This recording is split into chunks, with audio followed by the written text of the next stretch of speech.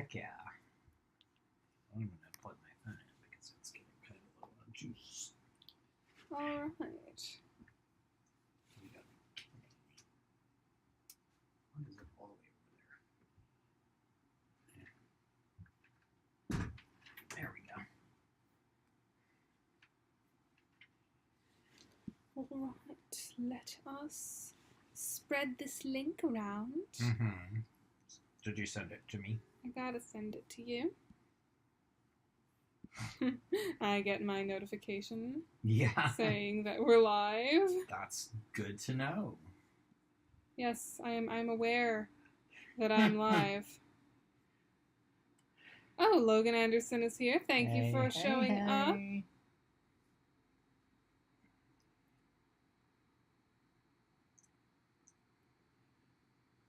Here we go.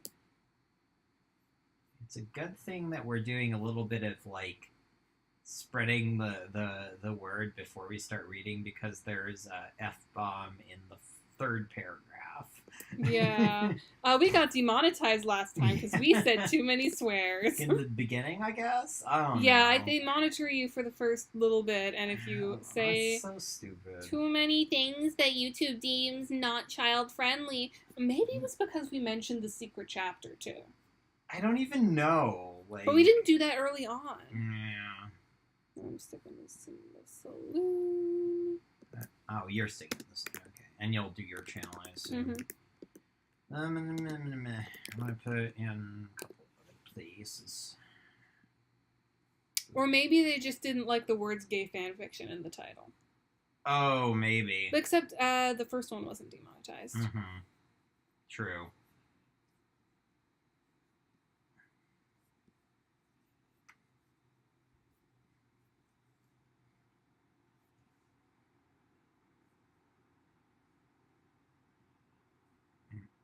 Fanfic squared. Oh, how do you do the what was the thing that made the playback? Oh, okay, it's already on. It should default to your last settings. Okay, nice. Yeah, the one where it's not like a 30-second latency, because that's normal. You put it in Studio June? Not yet. You should do that. Okay. I will put it in my server. Studio June. June. Although I'm fairly sure a lot of people in there already. Oh, did you tweet it yet? Nah. I'll tweet it from my account.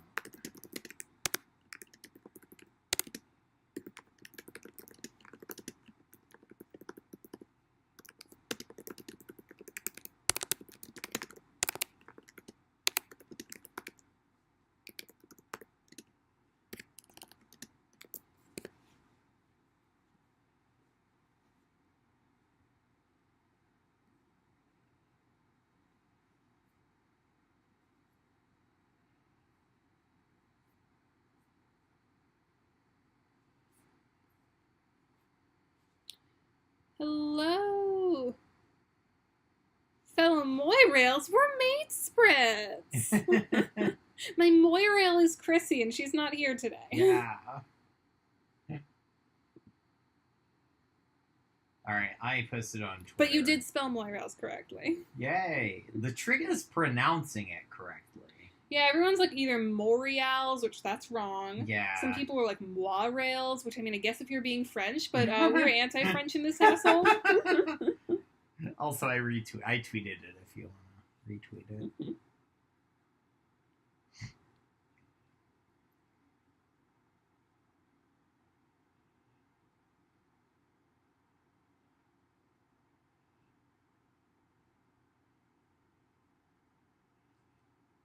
French stuck.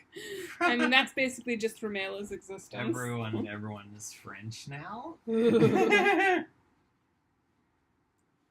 Yeah, no, we discriminate against the French in this household.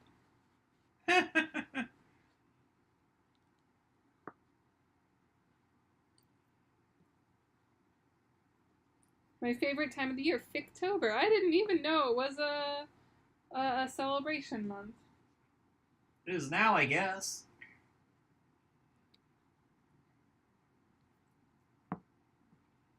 Alright, would you like to begin? Yeah, let's do the thing. Looks like we have a solid 2 viewers, 3 Which, viewers. you Oh, I know- just meant Moirails as a general thing. Oh, okay. Moirails is a general thing? Like friends, like, hey, friends, I think. I've never heard anyone use I Moirails. haven't either, but, first time for everything and all that. It works. Yeah, nah. Gal pals. No, we got... yeah, you gal-palled us. Is that homophobic? Nah. We were gal-palled by the bento. By the gal-palled by the bento man. There's this bento place we go to a lot, and it's real good. We went there today, but the guy who, I think he owns the shop, because he's like almost always there. Yeah, he's very frequently there. I came in one day without Jonaya, and he was like, "Oh, where's your friend?" I feel like that would be like a good name for a memoir. Gal-palled by the bento I was man. thinking a book of like lesbian humor or something, but like I don't know what I would fill it with. Or like, essays about being gay. Right. It's just it's a fun title for stuff in general. All right. Also, thank you to everyone who came last week to our super secret chapter reading. That was a lot of fun. That was fun. It's still available. The VOD is still available Yeah, on it's Jonaya's Twitch. Still on my Twitch, and I downloaded a copy of it, so we'll figure out what to do with it after. We'll probably make it an unlisted video for people who, go into my server and are like, "Hey, I'm over 18. I promise. Here, give me your cursed reading." You need to send us a copy of your ID. Oh God, like TikTok. No, never do that. If the server asks you to do that, don't do that. Nora was a mod in a server where she had to do that. That's at one point. messed up. Like No. She was a mod where she had asked people for their ID. I saw a thing where it was talking about like the flagging on why don't I know words today? Discord. Is like if you have an NSFW channel, that serves as the verification for age. Like, it is not a good idea to send some random person your data because, like, keeping PII, personal identifying information, is like a huge deal. Yeah. And, like, requires a lot of, like, data security stuff. Actually, that actually has to do with, like, my job. We have to take pictures Yeah, of... because you got people's, like, IDs We do I-9s and stuff. We have to take pictures of people's passports, and you are required to delete that picture immediately after the I-9. Because I work for an insurance company as, like, a software developer, and we have access to, like, social security numbers and other information, and, like, there's a lot of very strict data like retention and security requirements around that so that you don't just like randomly send it to people. But anyway, shall we get started? Yeah, let's get started. We're reading the Antecedent, the sequel to the Progeny. We're on chapter 2. Yeah. For any of you who weren't here last week, which I don't know if any of you weren't here last week, there's only 3 of you here, but yeah. Little Outlet, New Amsterdam. Maybe the whole vibe of the concert hit different when Mass Chixie was a theoretically immortal demigod known worldwide for her music rather than some anonymous lowblood trying to speak truth to power. Maybe, but the vibe of getting stone drunk and making out with a cute Rusty and some human woman backstage was basically the same. The vibe of waking up the next morning with a head feeling like it was packed full of soggy cotton and a stomach that kept boiling and bitching at her for poor judgment the night before, that was all basically the same too. Polipa Gozi groaned and turned over in the bed, grasping at the last remaining sheet that she hadn't kicked off the side. She halfway expected her arm to hit another warm body in the process, but it was all just ruffled sheets and bare mattress. She vaguely remembered going home alone. Maybe a shame, but maybe for the best in this specific instance. She didn't much feel like dealing with people right now, either of the human or Alternian variety. Fuck. That was coherent, right? That felt coherent enough for whatever the fuck in the morning it was. Polipa swept her hand out to the low table next to the bed, reaching for wherever she'd tossed her phone the night before. Her hands brushed along the phone and slid it along the smooth surface of the table, where it promptly tipped over the edge and fell softly to the carpet below. Fuck. The next thing her hand hit was something heavy, cold, metal. Philippa opened her eyes properly, and squinted against the light that was starting to flow through the shitty drapes that barely kept the outside world out there where it belonged. The gun sat there on the table, conspicuous in how much it stood out against the cheap beige furniture. Sad beige furniture for sad beige children. Yeah. Having the pistol was massively illegal in New Amsterdam. Oh, did you make that because it's illegal in New York? Yeah. I love that. Basically, anyone who wasn't Empire couldn't have one out inside city limits. Philippa wasn't Empire. Philippa also didn't give a shit if she wasn't supposed to have the gun because it made her feel safe. Single action, probably a bit heavier caliber than one she needed for self-defense. Why the hell did I have that out? She was having a hard time remembering exactly what happened after she left the concert. It had been late, but not that late. And she'd been pretty drunk, not going home with anyone, she didn't think. She hadn't brought the gun to the concert. It was usually locked up in her apartment, unless she had a specific reason to bring it out. So what the fuck was I doing? Philippa leaned over the edge of the bed and scooped up her phone, quickly unlocked it and checking the time. 8 in the morning was later than it felt, but that was okay. And looking at her notifications. Messages. She still had messages she hadn't seen yet. Also, random thing, if you pay attention to, like, the timestamps on the messages, they're actually, important sometimes. Like, this is a conversation from the night before. You reach out to her yet? Like we talked about? No, I didn't. Not for any specific reason, just... No, you're right. It's completely normal to be this defensive when there's no bad blood between you two. I wouldn't call it bad blood, just... It's complicated, okay? The last time we talked, you accused her of riding Paishi's bulge on the side and implied that she was ignoring actual war crimes. I was using hyperbole. Empress, don't you get that? Not like you to take our Empress Benevolence's name in vain like that. Fucking /S, by the way. Man, shut up. It's almost time for Chix's last set. If you trust what she's doing, I guess it's worth looking at. Not a fan, for what it's worth. I know things didn't end well, and I know there was shit in the game between you two. No, the shit in the game was under the fucking bridge. It was everything after. You know all this. Okay, fine, sure, whatever. I know you're about to go finish getting drunk, so we can talk about this later. And fuck strangers. Don't forget about that. Okay, I need you to get your ass in gear and be ready. Something came over IRB chatter and you need to be on for this one. Yo, GTO, I'll be ready. Getting my gun, okay? What? Fucking no! How much have you had to drink? Not enough for you, shit, Malik. Gotta get my gun. Why would you use my name? Are you fucking kidding me? Oh, please. As if Empress Special Teal didn't already fuck. Kiss my balls, Malik.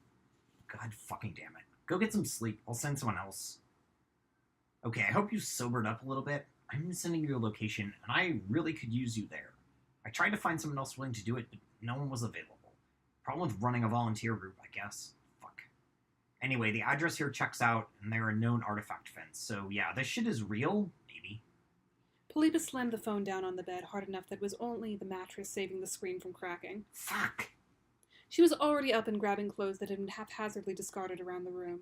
Pulling on a pair of faded jeans, searching for a shirt and settling on the first ratty t-shirt that went on without a bra, followed by the leather jacket that she always wore out. Me. Did you write that because you know I wear my leather jacket? I do too, so yeah. Boots on last, and she was just about ready to go. The last part was important. She walked over to a nearby dresser and picked up the beaten leather holster that belonged to her pistol, sliding it in the space between her jeans and the right side of her waist. The pistol went in next, sliding into the molded holster with a satisfying feeling of weight. And she was ready to go. That part is, the gun I used to carry is a single-action Colt. So Philippa is self-defense. Yeah.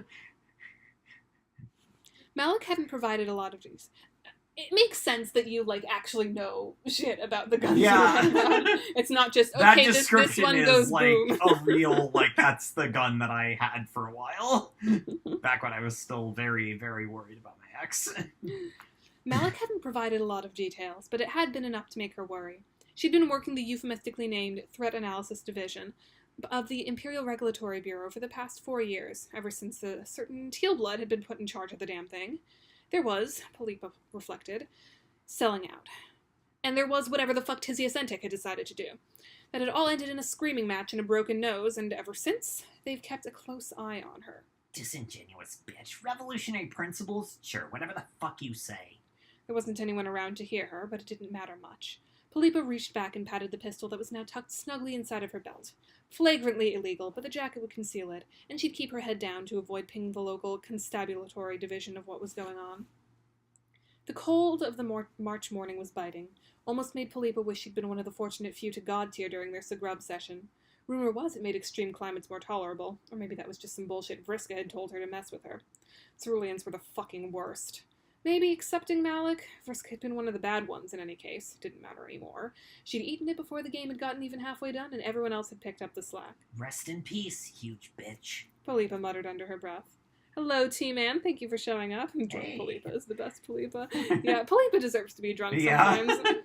She's not doing great, like, generally speaking. Like, mental health-wise, not in the best place. Slamming the apartment building's door behind her, Philippa started off down the street toward the train that would take her to the midtown address she'd been given. The morning commute was still in full effect, and she'd have to deal with that, but, well, it wasn't the worst thing. It would give her some time to get herself centered and try and calm her stomach down. Would have been better to be able to stop for food, but it seemed that time was a factor now, and eating was something that took too much time. The part that was making this worse than it had any right to be was the possibility of running into Tisius again. Even putting aside the way that they'd last interacted, it had still been bad blood between them even before that final flare-out. Tisius said she knew what she was doing, but all Philippa could see was another legis lacerator who wanted things to be as simple as they'd once been. Maybe not good, but simple.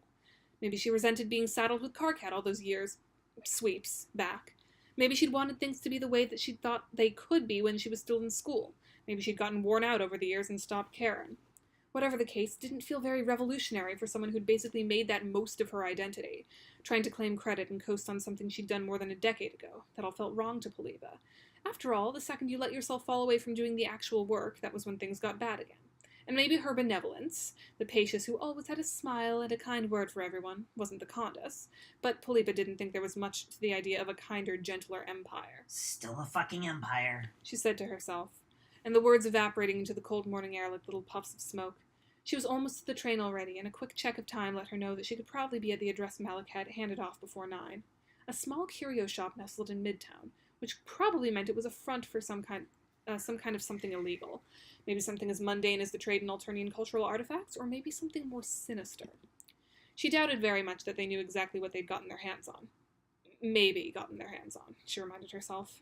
No guarantees and nothing certain yet. It was information that had been carefully controlled for a reason, but that wasn't to say that nothing's ever gotten out. The mysterious program that had been buried in an Alternian desert and uncovered by Karkat's friend. No, I don't want to update to the latest version of Firefox. Are you sure? Where was I? Karkat's friend. The program that had initiated the destruction of the old Alternian Empire, and, as if by some weird paradox, brought about the creation of a new one. As she reached the stairs that led down to the subway, Philippa gave her back a quick pat to check the pistol. It was still there, a cold comfort she'd hoped to never have to use. You think I'm... what? A shill for the fucking Empire now? Tisius' voice ran hollow in this underground garage Philippa had insisted they meet in. Lots of exit points. You don't trust my judgment on this, after everything. I trust that you're being that you're used to being on the inside, Tiz. I trust that it's real hard to break that habit. Tisius glared at her. I raised Karkat from a grub. The whole reason we're here and not slaves to the Empire. Or did you forget about that? That made Philippa want to hit her. She'd been right in the middle of things. A privileged teal able to keep her head down and live a comfortable life until she had literally no other choice. Not used to having to fight in the way that Philippa had. Not used to living on the streets and letting the cold or the hot seep in until you couldn't tell the difference between it and you. Fuck you. You have no idea what I was doing while you and your mate Sprit and your Kismesis were busy living it up in orbit. Regular meals, warm Recupercoon at night. Must have been nice.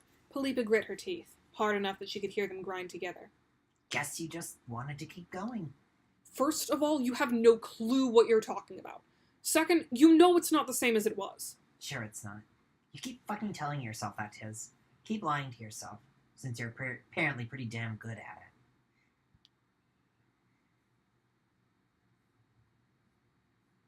it. And this one, you do the... Yeah, I'll narrate it. Although it also starts out in Philippa's dialogue.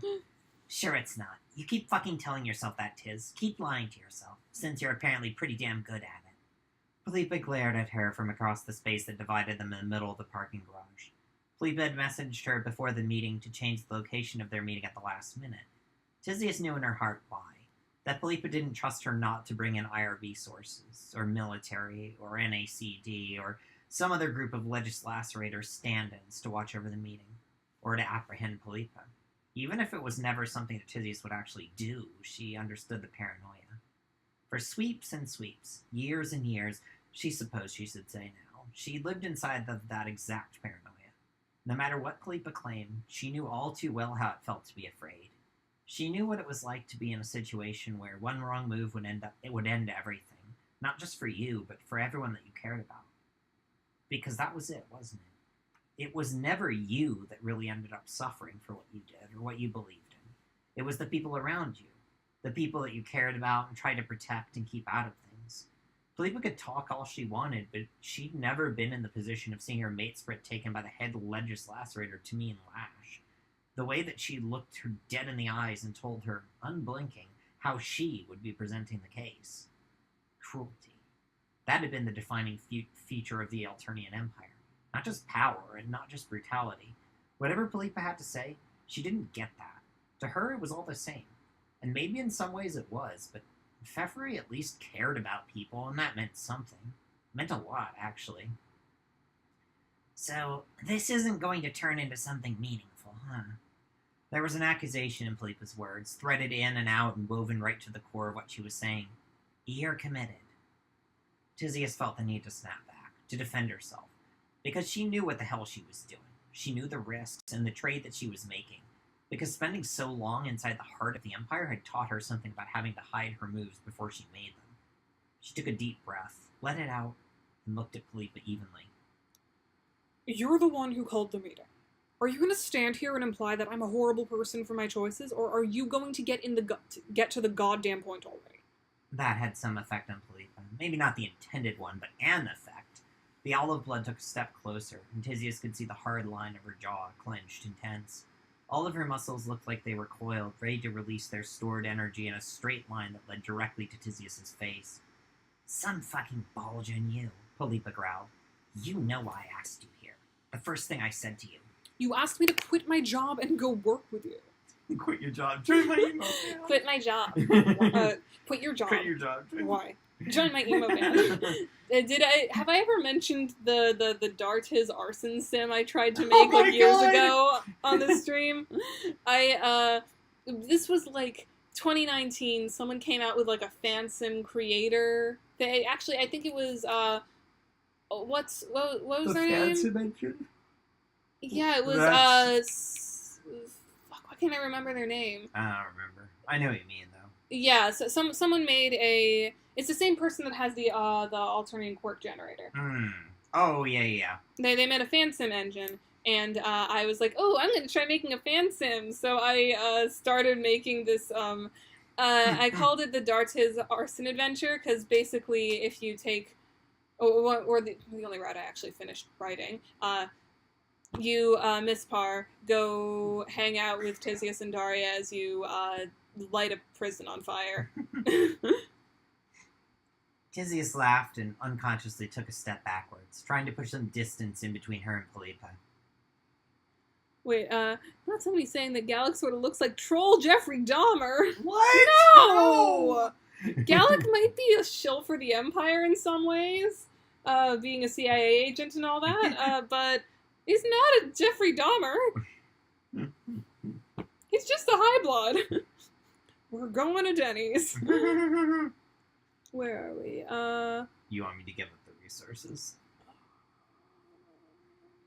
You want me to give up the resources I have here and join you? You know damn well that even the Alternian Revolution needed people on the inside. Do you think we could have done half of what we did without somebody feeding information back out? Do you think what I did was something easy? Tizius laughed again and Philippa said nothing. Leaning forward, Tizius continued. It's easy for you to stand here and judge me, but what the fuck do you know about me? Before Sagrub, before we fought in the game together, I was still fighting. Maybe not the way you were, but that doesn't change reality. Anytime I could have been discovered, and then what? Everyone I cared about would have been culled in a heartbeat. My matesprit, my Moirail, my Kismesis, my son. They would have left me alive for last just so I could know exactly how much I'd lost before they eventually, maybe, let me die too. But you can lecture me, sure. You don't know what the fuck you're talking about, and I think we're done here. She turned her back on Philippa and began to walk forward, her head bent, her hands shoved deep into her pants pockets. This had been just as productive as she suspected it would be, just as informative and useful and helpful, and she hated herself for even indulging in it. Tizias. Behind her, Philippa's voice wavered slightly. Wait. She turned around, just in time to see Philippa's tightly clenched fist hurtling towards her face. Midtown, New Amsterdam. Tizias reached up and pinched the bridge of her aquilina nose, the spot that had never quite healed right after Philippa had broken it. Was that another self-insert? Yes.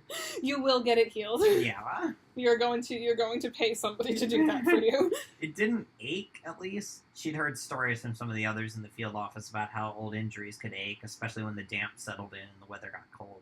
But her nose had never bothered her. It just sat a little bit crooked. And now every time she looked in the mirror, it reminded her of a fight she never wanted to have in the first place. In the end, Philippa didn't know what she was saying. She had been angry and speaking from a place of hurt.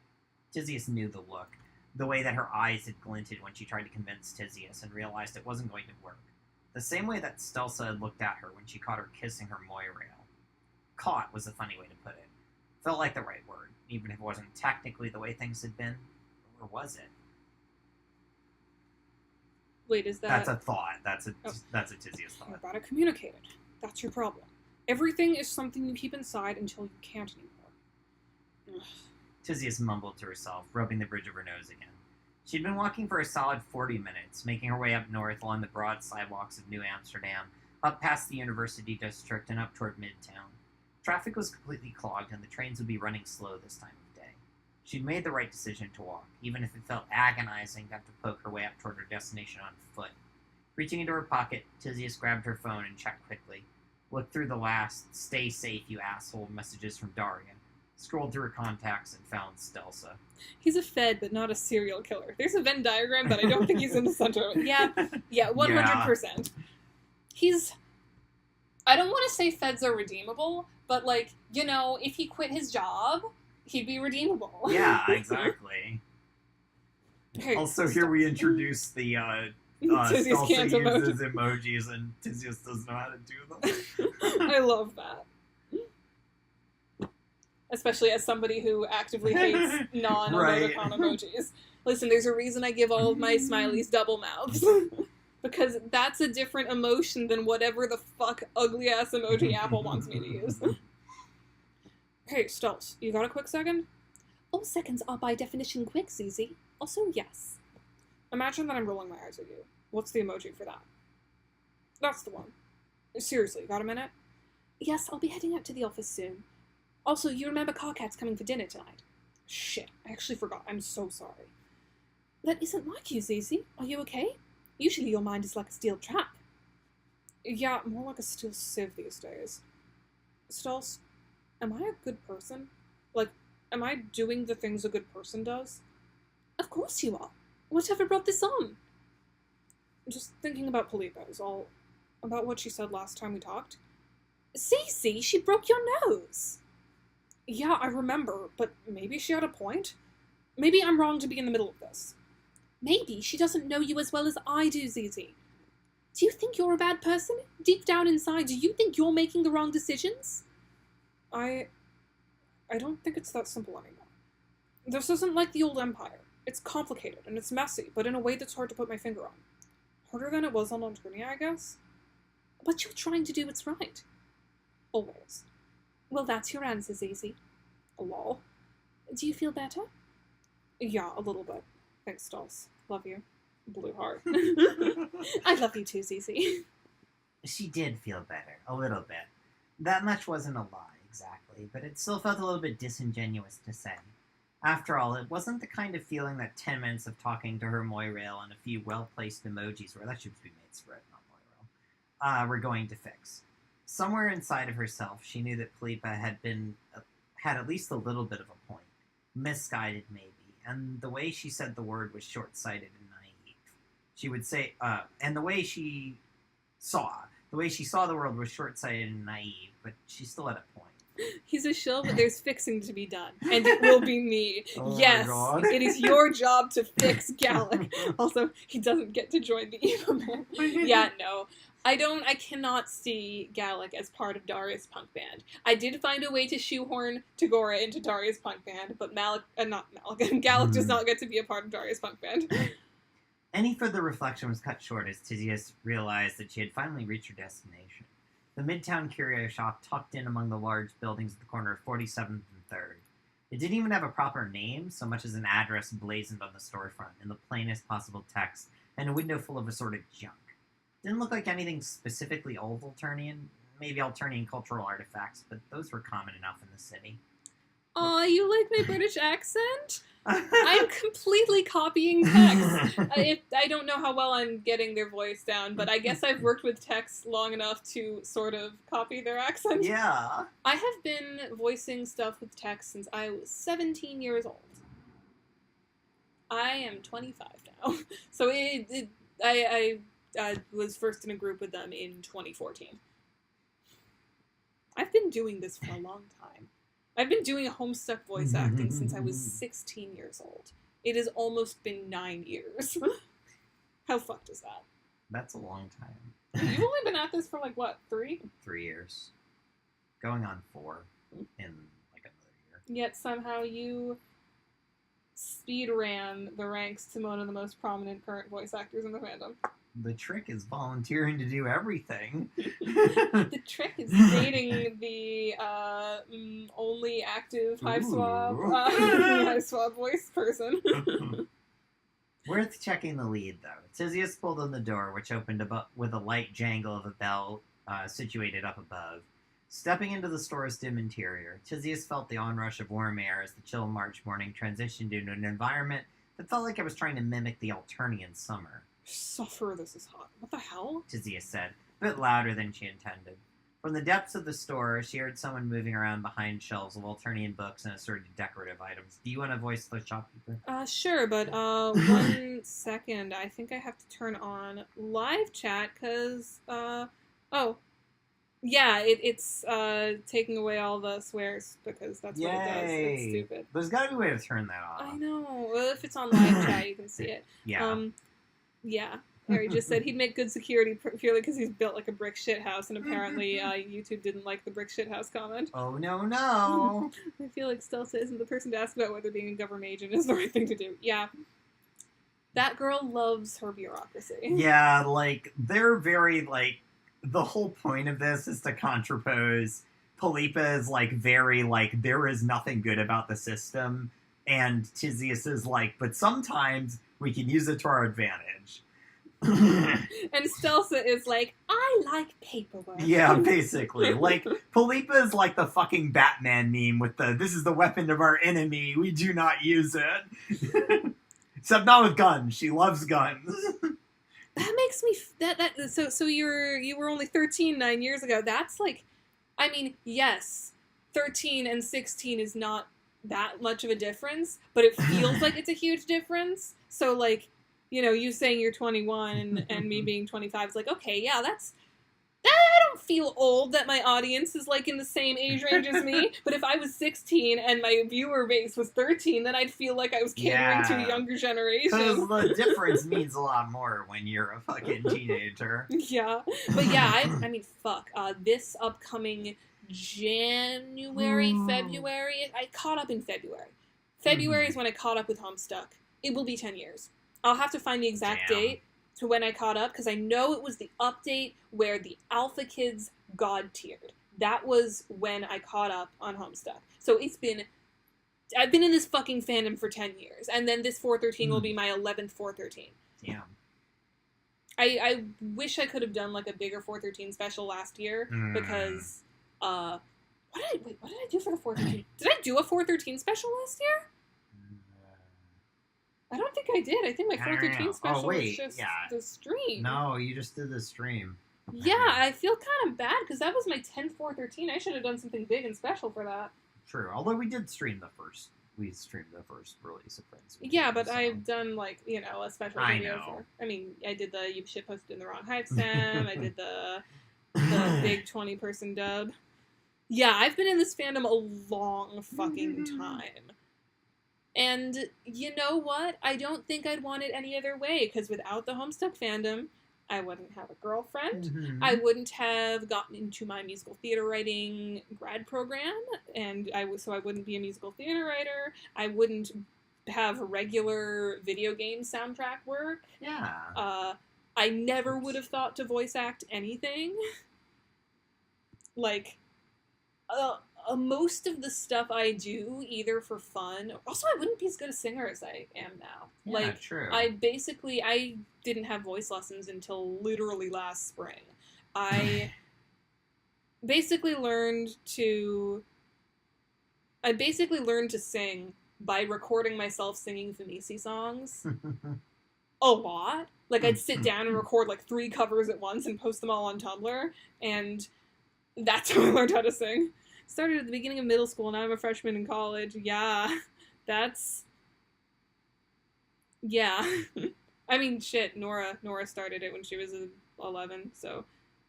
Remember when Adventure Time referenced Homestuck? I think I do. I don't quite remember exactly where, but I know there were a lot of Homestucks on the storyboard team. Where were we? The shopkeeper. If it's not to your liking, you are more than welcome to leave. A low, smooth voice that carried surprisingly well through the store. Or you're welcome to buy something, Agent Entech. Instantly her guard was up, her muscles instinctively readying themselves to sweep her coat out of the way and draw the gun from its holster on her hip. From around a stack of well-worn used books, a person stepped out. It looked like a human woman with long black hair that was pulled off to the side into a braid. Her face was all edges and hard lines, and she wore a simple black eye patch over her left eye. Don't worry. The woman's voice had the tiniest trace of a mocking edge now. I wasn't expecting you specifically. So whatever plans you have, rest assured they remain unspoiled. But Agent, everyone in the city knows you and your division inside of the IRB. In fact, we take great interest in what exactly you get up to. She smiled, a smile that felt like an invitation and a warning at the same time. Tizius relaxed her shoulders and let her hand drift back down to her side. Has she seriously been ready to draw her gun on this woman? So, why don't you tell me what it is you need at this late hour?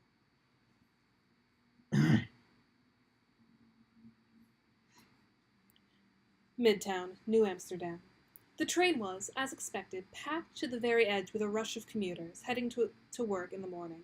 As much as she wanted to check in with Malik and some of the other members of that whole crew, honestly wanted to check in with Chixie to see maybe if she still had contacts with that Moira of Tizius's. The Jade Blood, what was her name? Dartia? Seriously, Polipa, you lived with her for 5 sweeps. Literally lived in a cave with her for 5 sweeps. Being announced. Although it has been, like, 10 years since then. Yeah, but do you forget the name of the roommate that you had for literally 10 years? No. You don't. Something like that. Close enough, anyway. Chicks would remember, because they'd been in that band together years back. 20 years ago now? It had basically been forever, and she wasn't sure if they talked or not. Homestuck's working on Adventure Time shouldn't surprise me, but, like, didn't Adventure Time start around that period of Homestuck peak? Yeah, Adventure Time started airing in 2010. So, yeah, it would have to be people who were fans, so a lot of the cartoon fans, or the cartoon, artists now are, former fans of Homestuck, but those were current fans of Homestuck. Those were people who watched it at the same time. Sadly, I've been into Homestuck for about 6.5 years now. I got into this fandom relatively late. I was definitely born in the wrong generation, because I was practically a baby in 2009. I mean, I didn't read it in 2009, because I was, what? Okay, I was 12 in 2009, so I could have read it from the beginning. But, you wouldn't have gotten much out of it. I feel like 15 was the right age to get into it. I didn't even participate in any kind of fandom culture when I was 12. I didn't know about Tumblr. I didn't know about online communities. I got into Homestuck right around the end. Oh no, you missed all of the peak. Honestly, so I was always, when I was younger, I always like wished I was born like a couple years earlier, because that meant that when I got into Homestuck, I would have had a singing voice to propel me to the likes of Famisi and Horizon and all that, because I felt like I was born too young for my voice to have matured to the point where I could have been one of the greats. And now the fandom's too small for me to be remembered in that way, but, you know, there's plenty of people who like my musical, so, You were 7 in 2009. That makes sense. How old was Nora in 2000? Yeah, Nora was 8 in 2009, so, yeah, you guys are, like, around my sister's age.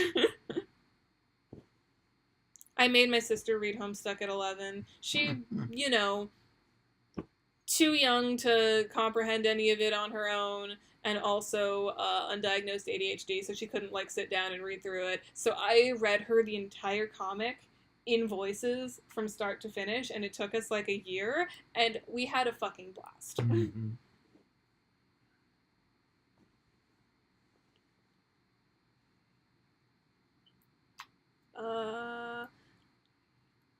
It didn't matter, because even if she got decent phone service down in the tunnels, more of her energy was going into making sure no one on this extremely crowded train accidentally jammed themselves into the loaded single-action pistol that was neatly tucked against her back. Instead of actually being able to ask the question she needed answers to, Philippa started mentally making a note of everything. What that jade-blooded dug up for Odysseus? What was that about? Daria. That was her name. She needed to ask Chixie about Daria and see if the Jade had tried to reach out on anything specific lately. A long shot, but worth the time it would take. She'd get a chance to see Chix again, too, and that wasn't the worst thing, right? Philippa shifted as a cerulean in a suit bumped against her with hardly a grunt of apology. Nearby, an older human man was sitting down in the seat by the door, and Philippa was getting shoved pretty close to him. She turned her back slightly, pressing the gun up against the door and away from anyone who might be able to make her as being armed. Need to find out what Tizzy's angle is here. I know she's got an angle. Because she always had a fucking angle. For whatever she claimed, whatever vision she pretended to have and witness because of what Scrub had done to her, it always sounded like bullshit. The same lies that any Imperial shill would peddle, dressed up in a slightly nicer-sounding coat. So if Tisius thought that there was even a remote possibility that a Scrub disc had showed up somewhere, that meant that she was going to go check it out as soon as possible, which meant a better-than-none chance of running into Tisius at some point.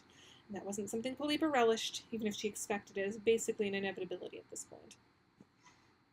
The subway went around a bend, and Philippa shifted to try to avoid slamming into the cerulean next to her. In the process, she overcorrected and brushed up against some human kid that looked like he was on his way to the first day of his real job, all fresh-faced and clean-cut. She heard a sharp gasp as he brushed into the spot where her pistol was stored. Philippa turned and fixed him with a glare, and the kid bent his head and looked away. Probably thought she was a constable, given that that was just kind of the default assumption for anyone bold enough to carry a firearm inside the city. Yeah, you look the fuck away and don't say shit. I've got enough to think about right now. I wish you were my sister now, because that sounds fun. Yeah, it was fun. Yeah, I dragged Nora into Homestuck, and now she refuses to play Hive Swap, or play Friend Sim, or play Friend Sim 2, because she says she doesn't have the emotional capacity to get attached to a new set of characters. And you know what? I think she's right about that, because she's gonna get attached to the characters, and then she's gonna play Act 2, and then she's gonna be like, what the fuck did they do? Why did they unceremoniously kill everyone like we all did? And I was still stuck in my Hannah Montana Disney Channel phase in 2009. Okay, I can't blame you, because in 2009, I was way into those Dan Schneider shows that we all know now are weirdly racist and full of foot fetish jokes. Listen, when I was, 11, I thought Victorious was, the greatest thing ever, and totally didn't realize how disturbingly racist it is. And watching those Quentin Reviews videos, I'm like, oh my god, why did my parents let me watch this? Why did they let my 7-8-year-old sister watch this with me? Yes, the Composed Clan. I will be everyone's older sister. I am the older sister of all generations. Dan Schneider, yuck. That horrible, horrible man. I can't wait until the next Quentin Reviews video comes out. I didn't even watch the shows that he's reviewing now. I didn't watch Sam and Cat. I was too old for that at that point. But I love every second of those reviews because they are hilarious and they are surprisingly informative. Philippa got off the train one stop away from the closest and walked the rest of the way to the curio shop whose address had been on the invoice. She was many things, but new to the tactical end of the game was not one of them. It had been 5 sweeps before they ended up inside of Zagreb in the first place, then 10 years on this damn planet on the other end of it. The whole time she tried to keep herself busy, since apparently empires had a way of popping up again and again. It took her only a second out in the streets to get her bearings. She was about 6 blocks north of the building. Philippa kept her head down and walked along in the parallel street, keeping her eyes open for any signs that anything was off. The morning crowds made the whole process easy enough, letting her slip in and out silently without having to worry about being observed in any meaningful way. But will you quote everything they say? Quote, referring to what?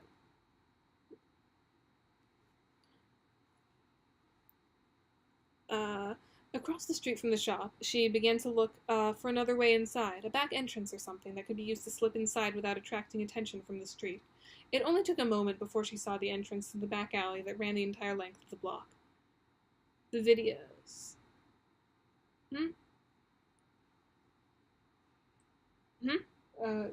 He's asking, will you quote everything they say? The videos. What? I don't know.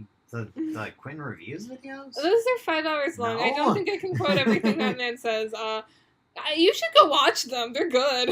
If you want to watch a solid, like, literally 2 days worth of content, just in the background while you do stuff, they're worth it.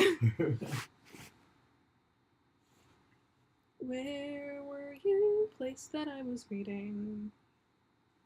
A back entrance or something that could be used to slip inside without attracting attention from the street. It took only a minute before she saw the entrance to the back alley that ran the entire length of the block. Looping around the block and doubling back, Philippa found the other end of the alley and began to cautiously walk down, keeping to the shadows that clung to the sides of the alley. She wasn't alone. Someone else had the same basic idea that she did. She couldn't tell much in the way of details beyond that it was someone crouched in the alley outside of one of the doors that led to the building beyond. Looked like it was probably the back door to the curio shop and didn't seem like a coincidence. With only the whisper of her jacket moving inside, Philippa drew her pistol, leaving the safety on. One person crossed along this side. No backup. Simple enough. Letting her feet roll quietly along, she kept along the side of the building, avoiding the small pieces of trash on the ground with practiced ease as she got closer and closer to the huddled figure up ahead. Whoever it was, they didn't have horns, probably human, wearing a dark sweatshirt with the hood pulled up against the cold of the morning, probably to keep their identity secret as well. Finally, she was only a yard away, 3 feet between her and this mysterious stranger's lurking in an alley that, by sheer coincidence, she was sure, happened to be right outside the shop that was listed as the destination for one of the most potentially dangerous items that could ever exist. Only then, when she was close, did Philippa loudly click the gun's safety off. She watched as the hooded figure startled. She couldn't help but smile. Don't turn around and don't move. She kept her voice low, but she didn't want the meaning to be unclear. Whoever this was knew that they were hearing what they were hearing, because they raised their hands above their head. I'm going to ask you a couple quick questions, and you're going to answer honestly. If I think you're lying or hiding something, then, well, 6 folks get shot in this city every day.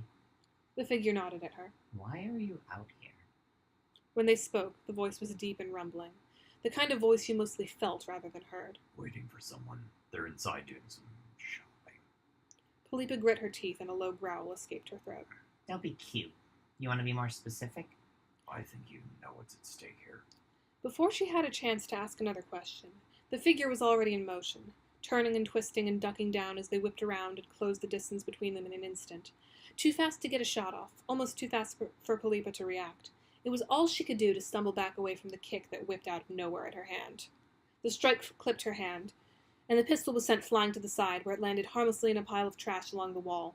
With a grunt, Philippa stumbled back and raised her arms up to her head. Fuck! The figure in the hooded sweatshirt didn't even bother to say anything this time. They began to lash out with a series of quick blows. Years of training came rushing back all at once, and Philippa kept her hands up to deflect the attack even as she backed down the alley away from them. What the hell? Wasn't expecting this. They knew what they were doing, raining blows in from all angles and mixing strikes with their hands and legs. It was hard to keep any of it from landing somewhere that would hurt, but she was working on pure adrenaline now, and unless they managed to hit her somewhere especially vulnerable, she would barely feel it in the moment. A quick kick to the stomach, easy enough to bat off. A series of low punches, quick blow after quick blow. She could see the vulnerability, the weak spot in their stance. Without a second of hesitation, Philippa struck. She feinted high to draw their attention up, then quickly shot out with a low kick aimed straight at their forward knee, the one they kept leaving open and locking up when their stance got too rigid. She put all of her weight behind the kick and was rewarded with the satisfying popping noise of a joint doing something that it was absolutely not supposed to do. The hooded figure dropped back on their good knee with a muffled yell. The fact that they weren't writhing in agony spoke volumes to their discipline. Philippa wasn't going to wait around for a second round. She slipped past their weakened guard and hooked an arm up around their neck from behind, bracing it with her second arms and pressing down. They thrashed and flailed for a second, but she knew how to apply the choke in a way that made getting out of it next to impossible. And after half a minute, their movement slackened and stopped. Philippa gave it another few seconds for good measure, and then let their limp body collapse in the alley. Pulling back the hood, Philippa saw the most unremarkable man in the world. A human who could easily be one of the tourists who showed up in droves to wander the city and take in the sights. That was probably the point. No sense in having someone working for you who stood out too much. What the fuck was that about? She pushed herself up and walked over to where her pistol had landed up against a series of trash bags. Picking it up, she clicked the safety back on and slid the gun into its holster. It was time to pay a visit to that shop inside and see just what the fuck was going on. Also, Mibuk Dejolet says, any plans for Halloween? Well, you're going to be recovering from surgery. Recovering from surgery? I do still think we should do a Chixie Elward couple cosplay. Maybe not this year, but we should do that. I don't think I'll be healed up enough to do it. Yeah, true. That was supposed to be rewarding? When was I going to get this memo? The plan is to haunt someone. You should haunt someone. Wait, have I showed you all the crazy SFX makeup I did last year for Halloween? That was so fucking cool. Actually, hold on one second. I'm going to turn off the image. We're not done, but I want to show you all this SFX makeup, and I know it is in Discord. I just don't want to have you guys see me scroll through Discord, you know?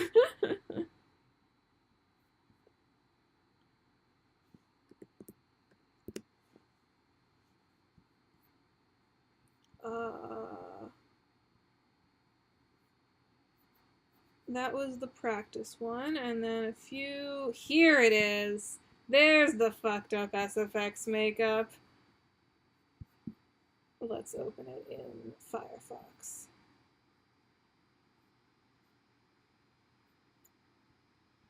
Boop. Boop.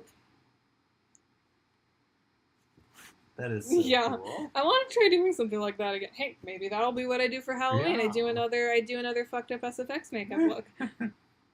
I still have liquid latex, and my fucked up Halloween costume is that I'm recovering from surgery. Yeah. You can... What's a Halloween costume you can do from bed?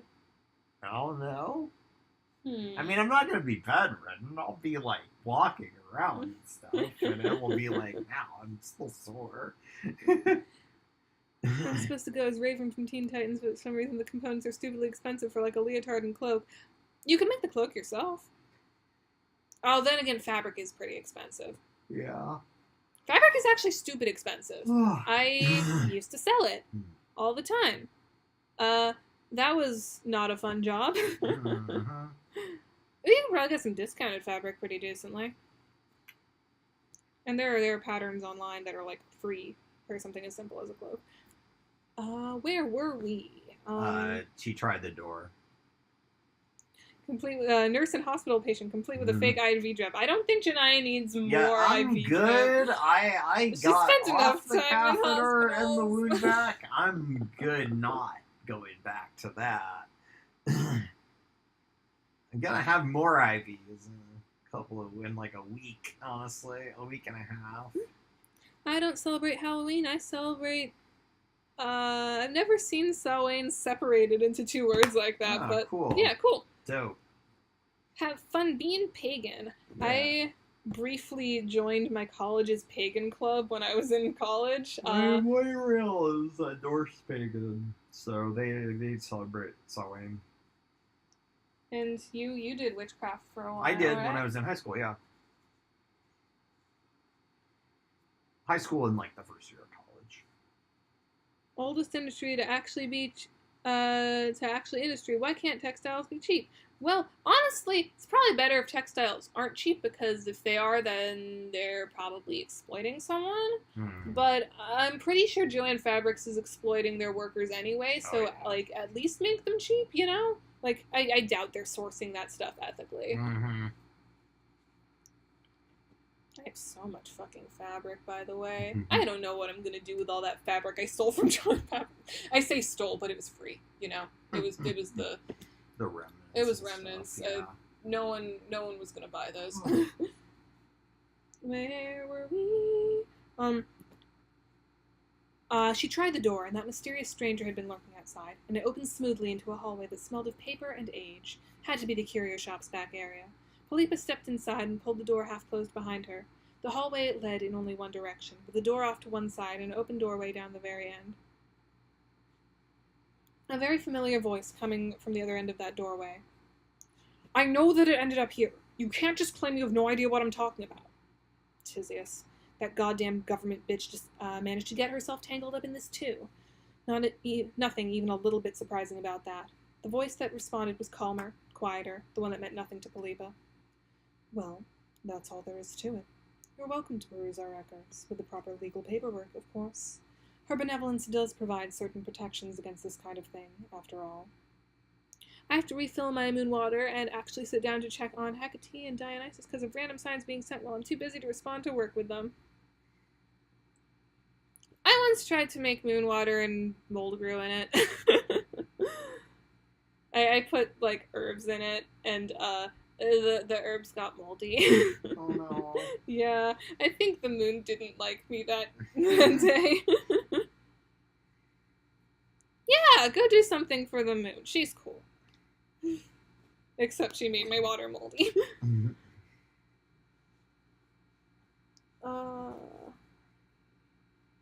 Philippa crept along the wall, then she was just out of sight.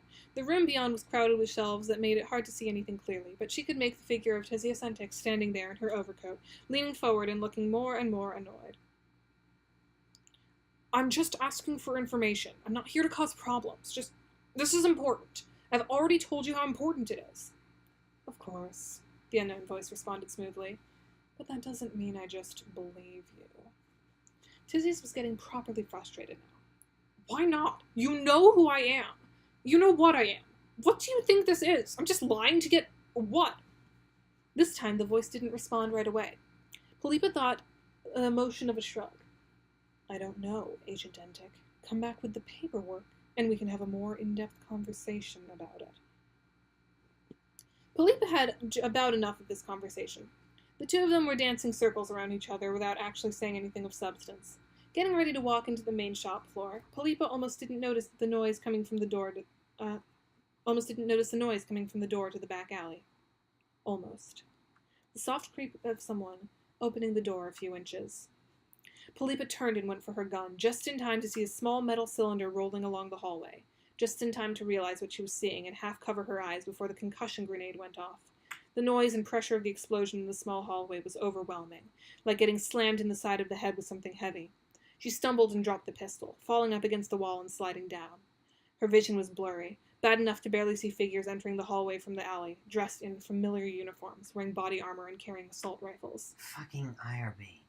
She recognized the letters blazoned on the front of the body armor and the specific pattern of deep green camouflage. Fucking Tisius. It was a trap. It was the last thought she had before she passed out. Yeah, Anna Moon Soup. Yeah, I made moon soup, I guess. I read somewhere on on Tumblr that putting rose petals in your moon water would make it extra moony or something, and it just went moldy, so I got moon soup.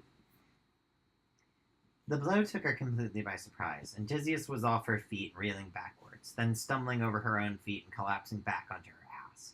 She tried to break her fall as best she could, but there wasn't really a graceful way to fall on your ass.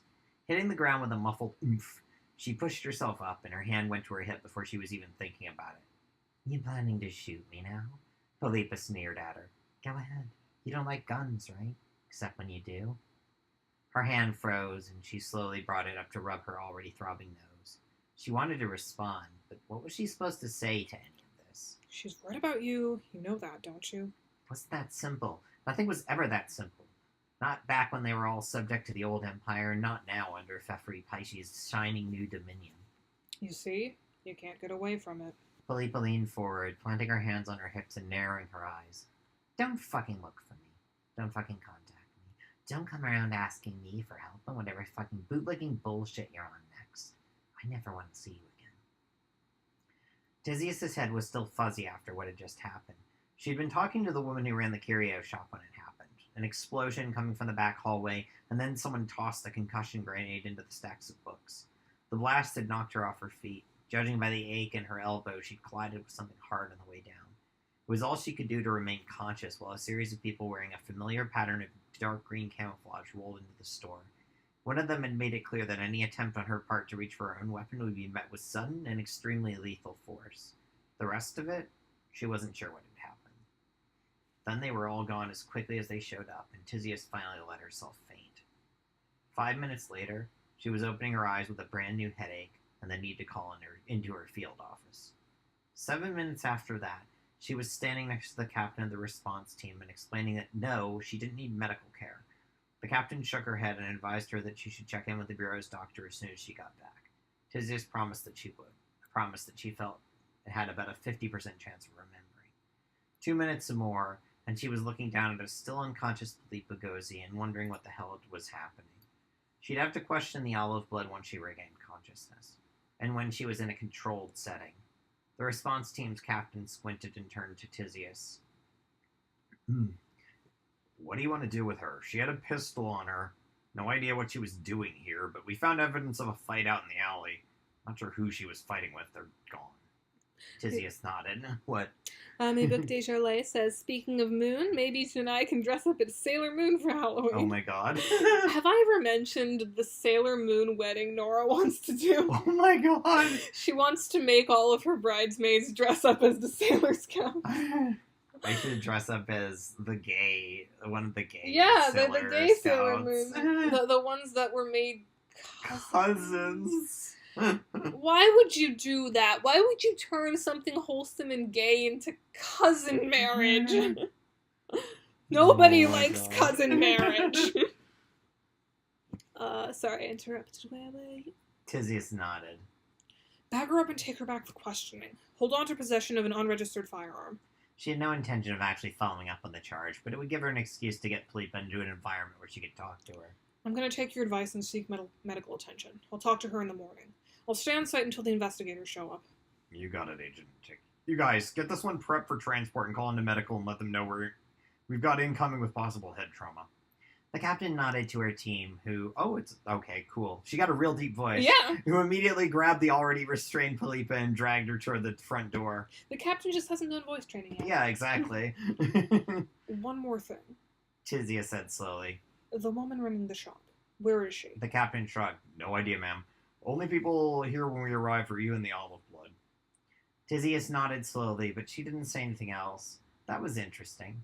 Possible that she'd fled when Tizius was unconscious, but it was too hard to remember. Had she gone down too?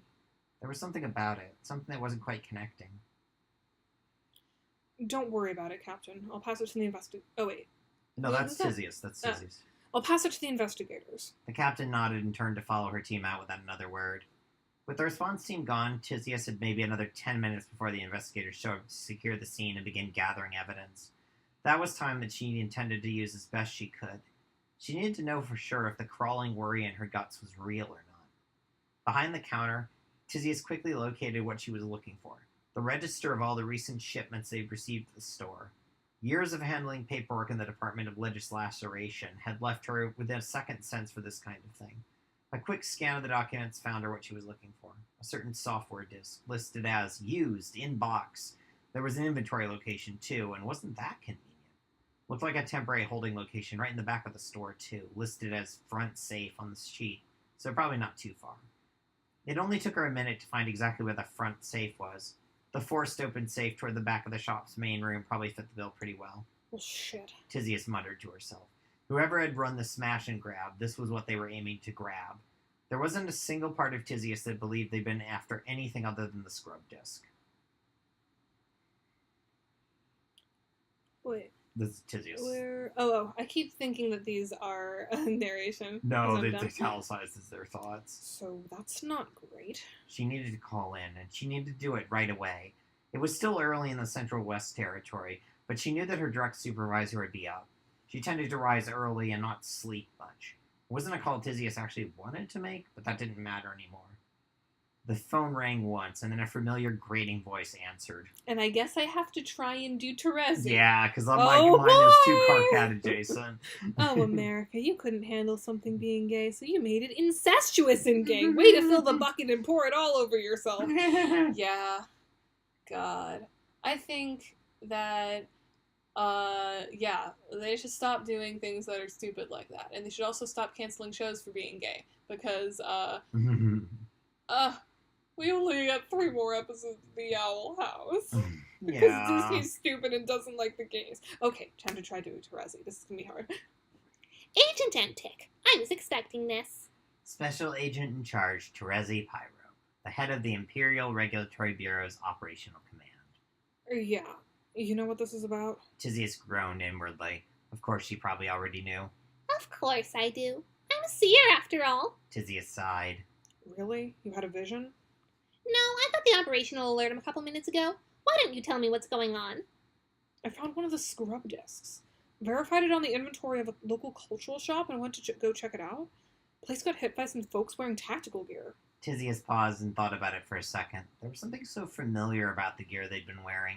Actually, I think they were trying to look like IRB tactical. Well, they weren't ours. Terezi said indignantly. As annoying as you can be sometimes, it's just a waste of resources. Yeah, well, Tizius took a deep breath and pressed her free hand up against her head. they wanted someone to think they're IRB. Maybe not us, but probably cover for anyone watching. I know. And the individual the response team is bringing back? Polipa? What the hell is she doing mixed up in this? Tizius shrugged. I don't know. I doubt she was with the folks who knocked her out with a fucking concussion grenade, though. I'm gonna let her stew overnight and then talk to her in the morning. Not to mention, I want to go home and see my fucking wife. Fine. Go get checked out by medical before you go home for the day. I'm not having you keeling over in the middle of this. Terezi let out a short cackle. Also, keep this all to yourself. The team coming to do the investigation have already been briefed. This stays between us and no one else. Right, got it. Tizius disconnected the call without mentioning Daria's involvement in finding out about the disc. The Jadeblood wasn't strictly employed by the IRB in the traditional sense of the word, and it would be better if her name stayed out of it for the time being.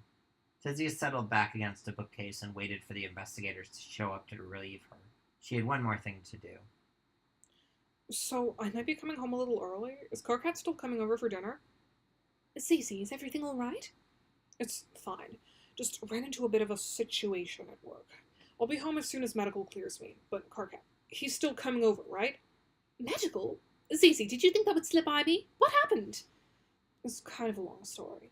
Cece, are we going to start doing this again? The secrets? No, I'm not going to do that to you, Stulz. I have to get checked out, and then I'm coming home. We can talk about it. That's all I wanted, Cece. I love you. I love you too. District of Broekelen, New Amsterdam. That is Brooklyn, by the way. That's like the Dutch name for Brooklyn.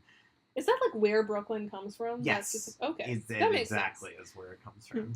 America be like, gay is wrong, but incest is wincest. Yeah. Gotta love this fucking country. The apartment was one that she and Stelsa shared in northern Broekelen, just south of the river across from New Amsterdam proper. It was a Question, is that where you originally wanted to find an apartment? No, they live in like Dumbo or Williamsburg. Oh which, my like, god, is that's a expen- lot yeah. of money. Who could live in fucking Dumbo? That's so much fun. They're just south, so they're like in northern. They're like up by where Wegmans is. They shop at Wegmans every week. Yeah. They eat cannoli chips all the time. Oh my god. It was a small place, just big enough for the 2 women and occasional company, but it was pleasant and inviting. That was mostly Stelsa's doing. Tizius tended towards the disorganized and somewhat chaotic. Come on, phone. What the fuck? A style of decoration mostly relegated to their bedroom and the small second room that Tizius and Stelsa used as a shared office. She tried to be quiet coming back, but Stelsa was already sitting at the kitchen counter, watching the door like a town beast. As soon as Tizius crossed the threshold, she was being wrapped up in a very tight, very warm hug and kissed on the cheek, then the lips. She dropped her bag and let herself flow into the attention for a while. No sense in launching right into everything that would happen. She'd missed Elsa so much. Zizi, I was so worried. Your checkup? It's fine. Nothing bad. Just a little disoriented from the grenade. Stelsa stepped back and her eyes went wide. The what? Okay, maybe she has a reason to be worried. Sorry, Stels. Look, can we go sit down? Tizius nodded toward the kitchen counter where a pair of high stools sat side by side. The number of times she'd sat there next to Stelsa and eaten breakfast or dinner in the evening, when neither of them had felt like setting the table, there was something comforting about it, a kind of touchstone that she could rely on when she wasn't feeling like herself. Of course. Sitting next to her mate Sprit, her wife, Tizius explained what had happened, starting with that morning and Daria's messages, and ending with the aftermath of the attack at the curio shop and her conversation with Terezi. The whole time, Stelsa was leaning forward and looking more and more concerned with what her wife was saying. Finally, once Tizius finished her story, Stelsa leaned in and hugged Tizius again, a hug made slightly awkward by the chairs they were sitting in. I'm so sorry, Zizi. I'm so sorry that happened. You're not going to tell me I was being irresponsible? Tizius's voice was muffled by Stelsa's shoulder. Goodness no. I know how important what you're doing is. That horrid thing. After what Carcat and all of his friends had to go through? Yeah. Tizius leaned heavily into Stelsa's shoulder and closed her eyes. Thanks, Stels. I appreciate this a lot. Before she had a chance to say anything else, she was interrupted by the sound of the front door being unlocked, and someone stepping inside. A familiarly gruff voice cut across the apartment. Mom? Other Mom? What's going on? Okay, when in his life does he stop calling them Mama Tiz and Mama Stels? I don't know. Because there was definitely a point where, like, someone made fun of him for calling them Mama Tiz and Probably Mama Stels. sometime during the game. Yeah. She looked back to see Carcat standing there holding a pair of plastic bags. Stelsa let go of Tizius and stood up, smiling. Oh, Carcat, dear, you're early. Carcat squinted and walked towards the kitchen counter, setting the 2 plastic bags down. No, I'm not. I stopped at the new Alternium place around the corner like you asked. I was supposed to be here 10 minutes ago. Also, Carcat gets his caps lock and shoutiness from Stelsa. Yes, he does. Yeah. Her wife, sobbing. Yeah.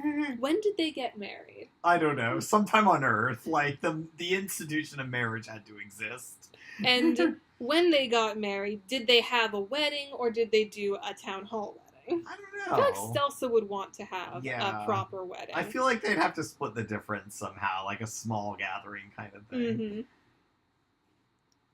Seeing the chat messages where they activated the quirks reminded me of that. Yeah. Well, when Stelsa's route came out, like, back in fucking 2018, people were like, oh my god, she shouts like Carcat, and she has nubby horns like Carcat. She's so Carcat adjacent. And it's like, yeah, that's because she's his mom. Did they smash the glass? Yes. Yeah. They had a Jewish wedding. Yes, they did. Jewish people exist in this version of Earth, like, And on Alteria. yeah, and like this Earth diverges like 500 years before the present, so And also, Stelsa is Jewish. yeah, exactly. She read all about Jewish weddings in Stenya's journal, because Stenya did exist in the Progeny. Yes, she did. That's right. Oh, I must have lost track of time. Stelsa nervously shifted and turned to retrieve the takeout containers from the bags. Is everything okay? Mom, what happened? The question was directed at Tizius, who tried her best to smile at her son. It's not nothing, but it's not something you need to worry about right now. We can talk about it after dinner. That sounded forced coming out of her mouth, and Carcat didn't quite seem to buy it, but it was enough that he shrugged and walked over to help Stelsa with the food. All right, fine. Just want to make sure you're okay is all. Let's fucking eat. Tizius smiled weakly and stood up to go set the table. Yeah, let's fucking eat. They're such a cute little family. Oh boy, our first, like, backstory chapter. Ooh. Alternia. Years ago, but not many. Palipa paced back and forth along the charred remains of what had once been a solid low-blood hive. A place that was warm and inviting, where a young olive-blood raid had once run around playing. Where a young olive-blood had once run around playing, trying to grab her loosest tail, while a white-furred feline, if Philippa had been familiar with Earth's fauna, she might have compared it to a sand cat. Oh yeah, I forgot her sand cat, Lucis. Oh my god. Okay, do you all know what a sand cat looks like? They're so cute. Do Tagora and Kanaya come over for family dinners? I have to know. Yes. I'm saying that now. They do. Yes. I need to put a sand cat on screen. So, I forgot to give her a sand cat. I love sand cats. They're the cutest cats ever. I want one so bad, but they are not cats that one can have. Yeah.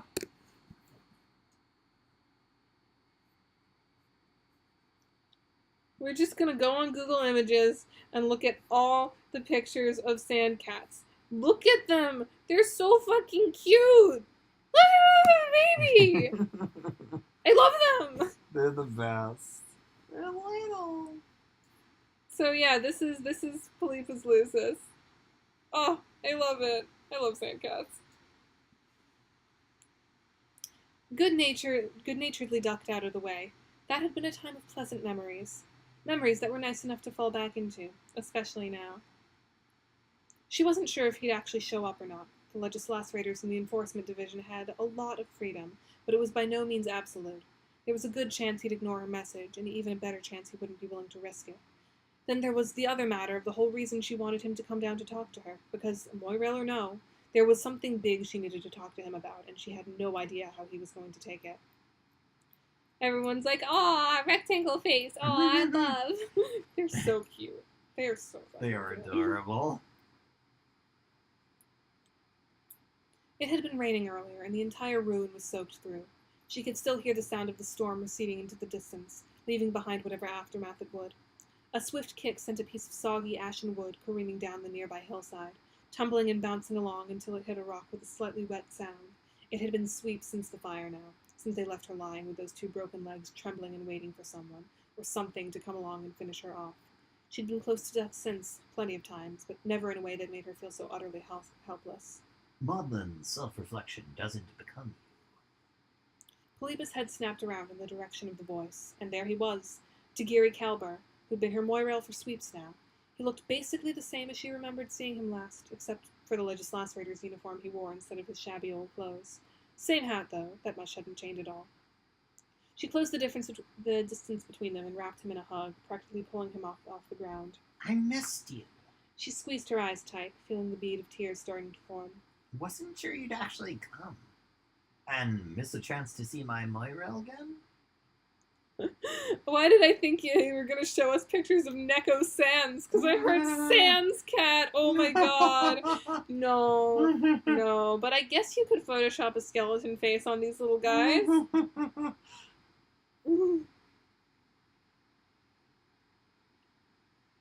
He clicked his tongue softly. The very thought of it. Philippa let him go and took a step back, glancing up and down at the new uniform, at the crisp teal with dull red piping that marked him as one of the enforcers of the Empress's will. She wasn't sure if this was a good idea or not, but she was about to say something she could never call back again.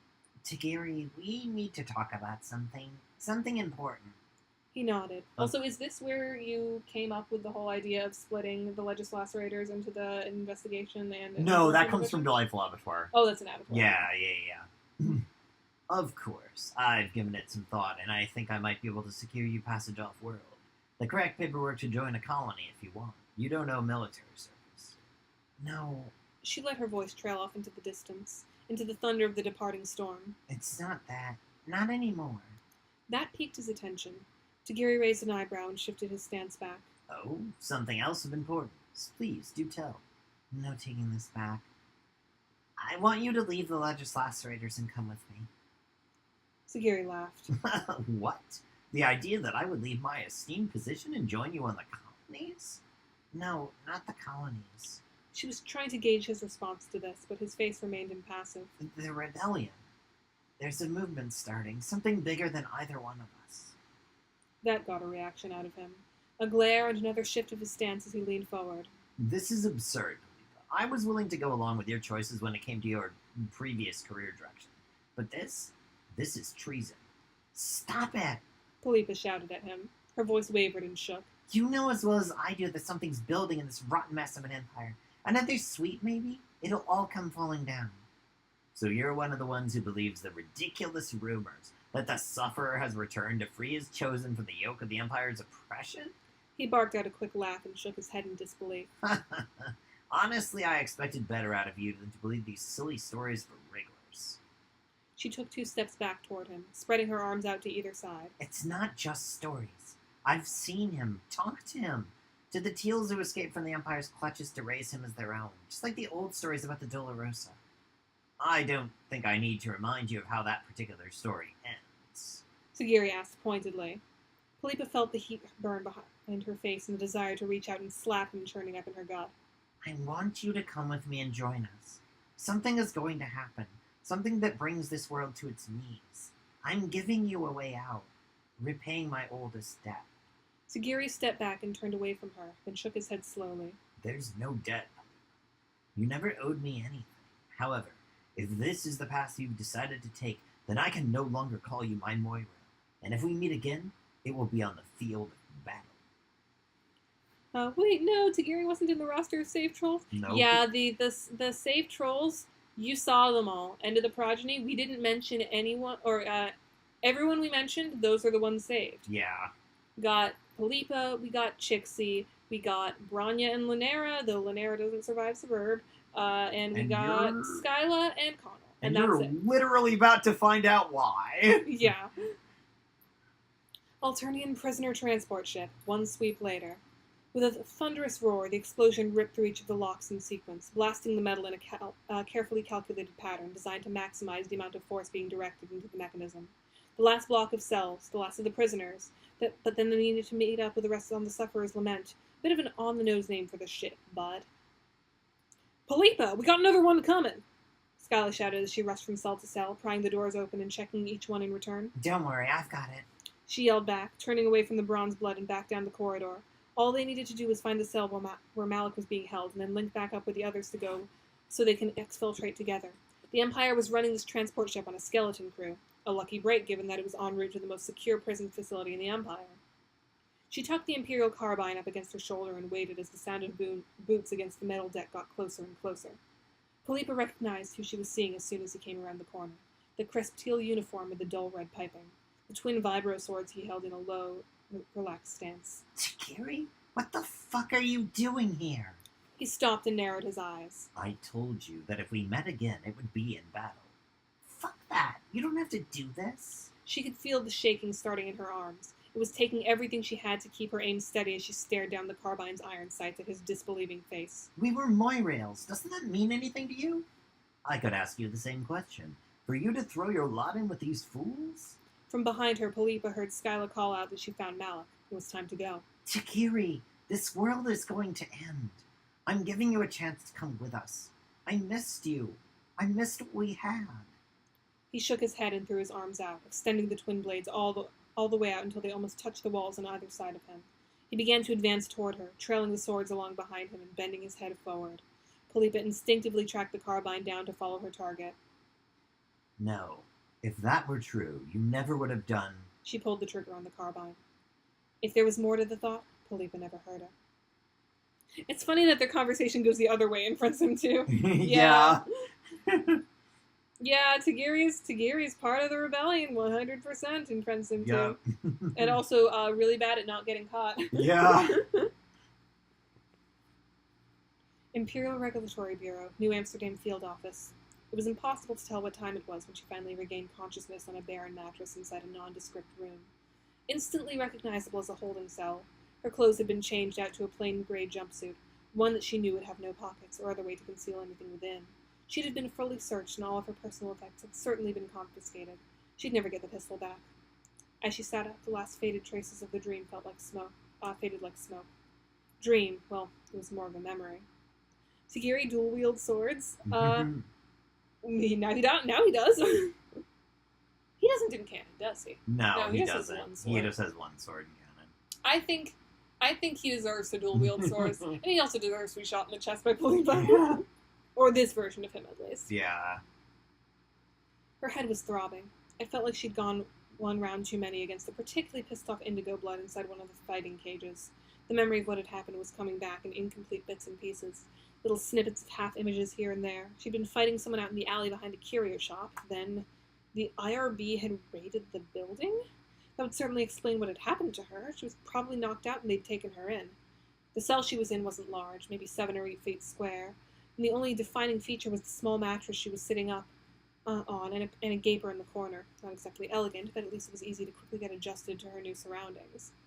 Philippa groaned and leaned from her neck to her side, trying to find some way to relieve the pain that was threatening to claw its way out of her brain. Hey, you assholes got any fucking aspirin here? She wasn't expecting any particular response, but they almost certainly had the holding cell wired for sound, and maybe someone would realize she was awake and come check on her, not that being in IRB custody gave her many options. Anyone there? I'm up and my head fucking hurts. She stood up and looked around the room, at each piece of the blank walls. There was a sleek black dome in the upper corner of the room that almost certainly had a camera and microphone array.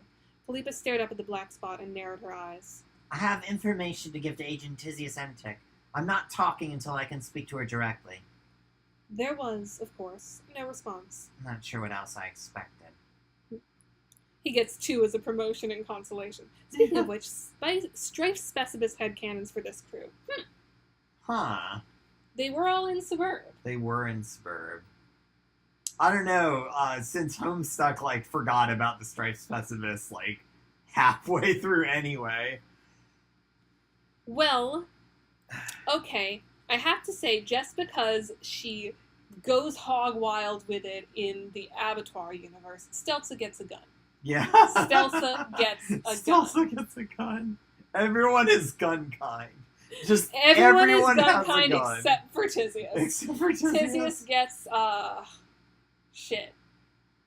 I feel like she should get, something related to car cats. That would be appropriate. Like, not a sickle, but like a scythe. Wait.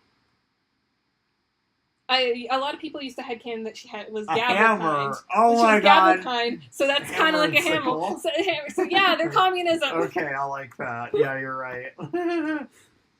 I wonder how people will celebrate the 20th anniversary of Homestuck. Hopefully the world hasn't ended.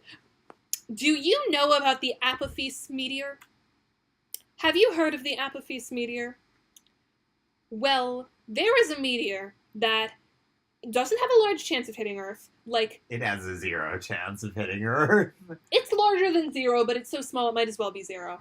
But it is a meteor that the next time it comes even anywhere close to Earth is 4/13/2029. And there is, I don't know if any of you remembered the Skynet lore, where Hussey posted a lot of bullshit. Well, don't look up the lore, it's stupid. But it came coupled with a website, was it Skynet.net or Skynet.com? I don't remember. It's still up, but there's a countdown to specifically 4/13/2029.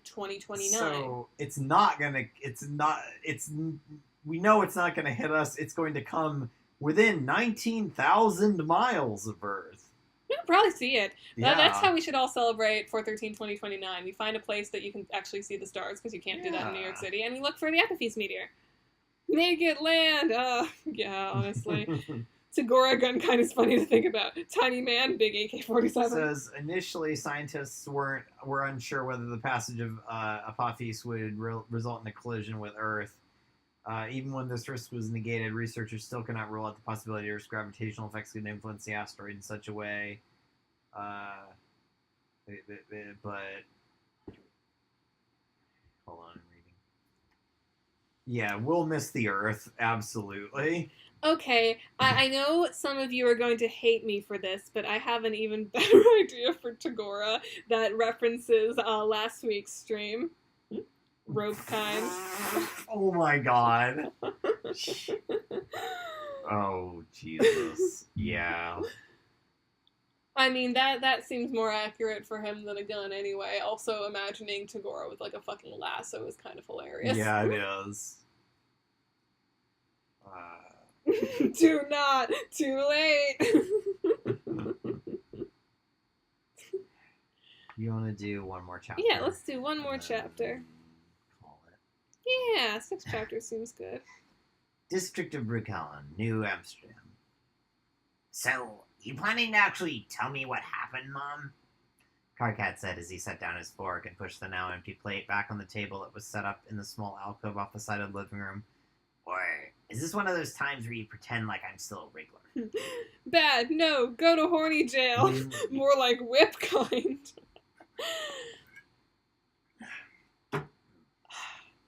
Okay, wait. Alright, so Stelsa gets a gun, Tizius gets a gavel, Tagore gets a fucking rope. Philippa also gets a gun. Yeah. Because she deserves it. Also, Philippa never got tears or anything, so she's just like chilling there. Skyla... I mean, Skyla feels like she should be rope kind because cowgirl. Yeah. But maybe Skyla just has like a fucking cow. Stampede kind. Oh my god.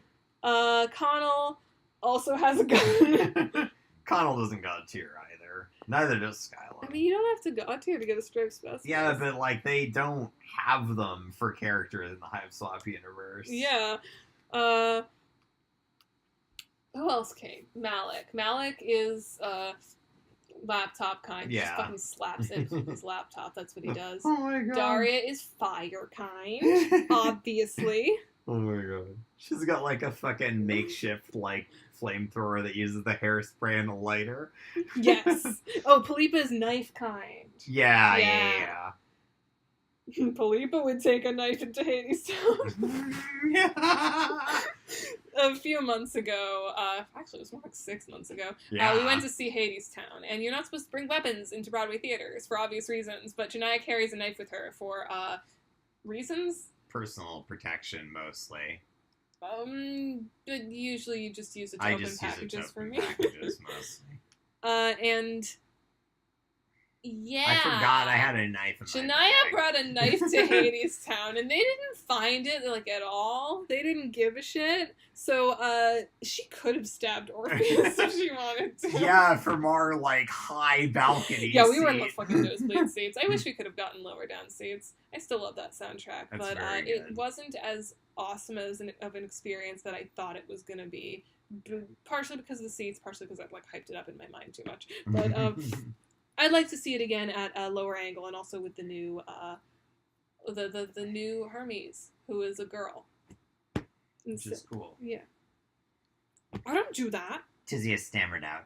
Her own food had been finished 5 minutes before, and she sat perched nervously on the edge of her chair, hoping desperately that the conversation wasn't going to resume. Maybe Karkat would let it go. Maybe he wouldn't want to ask what happened, which was ridiculous. Since he was old enough to understand what was going on, Karkat's life had been filled with the twin ideas of destiny and danger. The expectation that he live up to the ideals of someone who'd been dead for hundreds of sweeps. She knew exactly how much pressure that had put on the Wriggler, but she didn't have any choice other than to continue to impress upon him how important everything was. That it was literally a matter of life and death. Oh, you absolutely do, Zizi. Stelsa said from next to Tizius's right. She was still picking away at her own food, and Tizius guessed that her appetite was suffering from worrying about what exactly had happened. Probably not a good call to mention the grenades before dinner, but once you said something, you couldn't very well call it back, could you? Stelsa had her head bent. The scrape of the fork against the plate stood out against the tapestry of silence that the room had become. Mom, can you please just tell me what happened? Haven't I earned that at least a little bit? She furrowed her brow and stared down at her own empty plate. 10 years it had been since the world had gone black, and then it had come back again, and everything had been different. Her hand went to her side instinctively, to the spot just under her left breast where the creature's blade had dug in and cracked her ribs, and left her bleeding out on a world of purple clouds and rivers of blood. Mom? Tizius looked up at her son, at the man who'd once been a tiny mewling grub that she needed to keep in a special container lest the Empire learn about him and his legacy. He'd grown up so quickly. Even though she and Stelsa had tried to keep him protected for as long as possible, there was always the sense that he was going to be called into something big long before his time. She sighed and looked away. He had always been ready to hear from what she had to say. Maybe he'd wanted to step back from his role as leader so he could work as an advisor to the new Empress, but that didn't change the fact that he was one of the few people in this new world who was capable of understanding what was happening. Do you remember when we first got here? What I told you? Before our powers started to fade? She asked softly. Karkat leaned forward and narrowed his eyes. This is narration. This is the past stuff. Tizius looked over at her teenage son and nodded. It's going to happen again. I can see it, but nothing's clear. Yeah, what about it? He was staring at her now, not breaking eye contact, and Stelsa had set her fork down and was looking over at the two of them, back and forth. Sometimes Tizius felt bad about how things had shaken out with the three of them, the way that she and Karkat had ended up bonded in a way that Stelsa couldn't be a part of. Sometimes she saw a little bit of the hurt that bled into her expression, and she wished it had been different. But there was no part of her that would wish it had happened to her what had happened to her on her mate spread. Mom? What does that mean? What's gonna happen again? Mom? How much was she going to tell them? Karkat had connections in the Imperial government. It wasn't impossible that he would find out something eventually. But there were things that she hadn't told Vefri, hadn't told anyone. She was going to tell them everything. Scrub.